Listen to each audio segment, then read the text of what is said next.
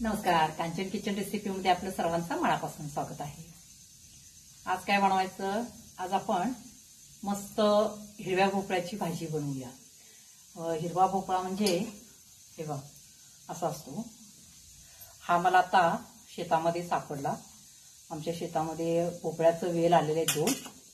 हे बघ हा हिरवा भोपळा, याला काही जुनी लोक काळा भोपळा सुद्धा असं म्हणतात। आणि हाच भोपळा मोठा झाल्यानंतर घाऱ्यासाठी तयार होतो, जो तो पिवळा कलर मध्ये होतो, त्याच्या आपण घाऱ्या बनवतो। आता ह्या भोपळ्याची भाजी बनवायची आपण, फार सोपी आहे। चला तर मग बनवूया।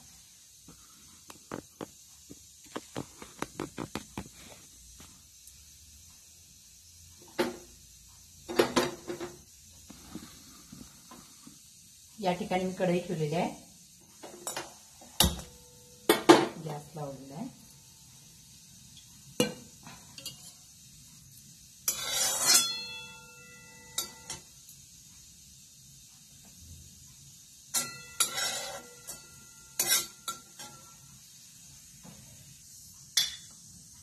कढई गरम झालेली आहे। आता आपण त्याच्यामध्ये तेल घालूया फोडणीसाठी।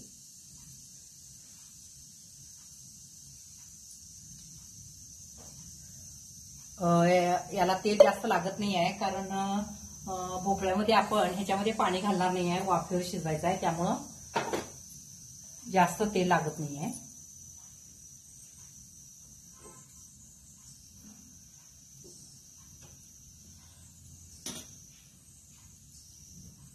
आता तेल चांगलं गरम झालं की त्याच्यामध्ये मग कांदा घालायचा आहे।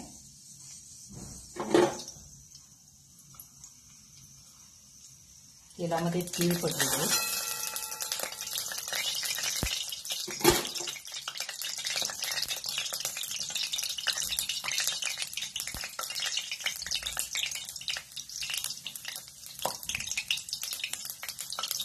तेल चांगलं गरम झालेलं आहे। आपण ह्याच्यामध्ये कांदा भाजून घेऊया।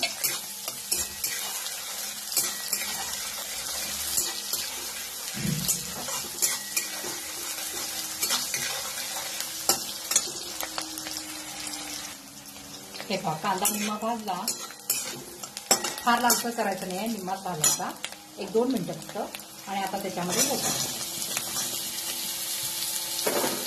आणि आता भोपळा चांगला भाजून घ्यायचा, चांगला भाजायचा, म्हणजे त्याची ही भाजी चविष्ट लागते।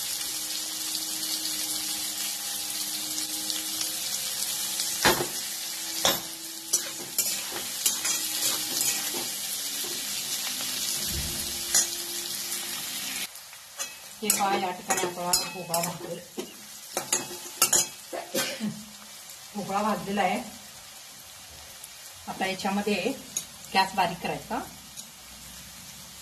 हळद पुढे काढता चमचा, कांदा हलवायचा हळद पुढे घातल्यानंतर।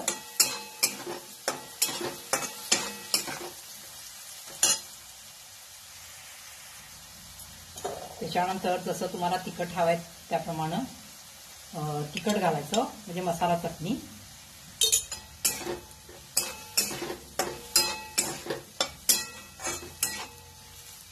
आणि याच्यामध्ये शेंगदाण्याचा कूट घालायचं, भाजलेल्या शेंगदाण्याचा कूट घालायचा। ऑप्शनल आहे, आमच्यात आवडतं म्हणून मी घालते, तुम्हाला घालू वाटलं तर घालू शकता, नाही तर अशी जरी भाजी केला तरी सुद्धा छान लागते। आणि या ठिकाणी आता काय करायचं, बारीक चिरलेली कोथिंबीर, कोथिंबीर भरपूर घाला।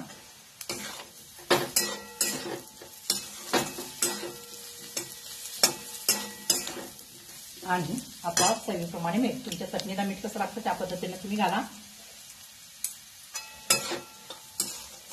आणि आता काय करायचं बघा, ह्याच्यामध्ये फक्त पाण्याचा असा शितोडा द्यायचा, तेव्हा थोडंसं पाणी पण असं नुसतं असेल, म्हणजे जे आपण चटणी मीठ घातलेलं ना ते चांगलं शिजतं। आणि एकदम मग गॅस बारीक करायचा आणि त्याच्यावर असं झाकून ठेवायचं 1 मिनिट फक्त, पुन्हा गॅस बंद करायचा आणि हे असं झाकून ठेवायचं, म्हणजे चांगली वाफ धरून तर भोपळा चांगला शिजतो।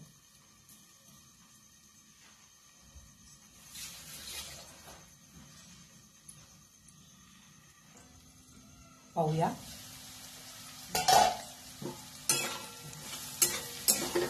भोपळा शिजलाय काय खात्री करून घ्या.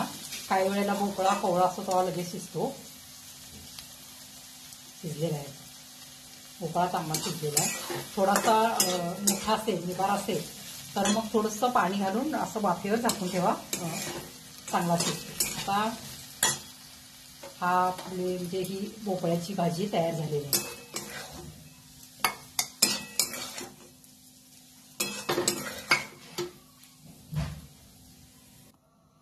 हे पहा, या ठिकाणी आपली ही भोपळ्याची भाजी तयार झालेली आहे. करून पहा, खूप छान लागते.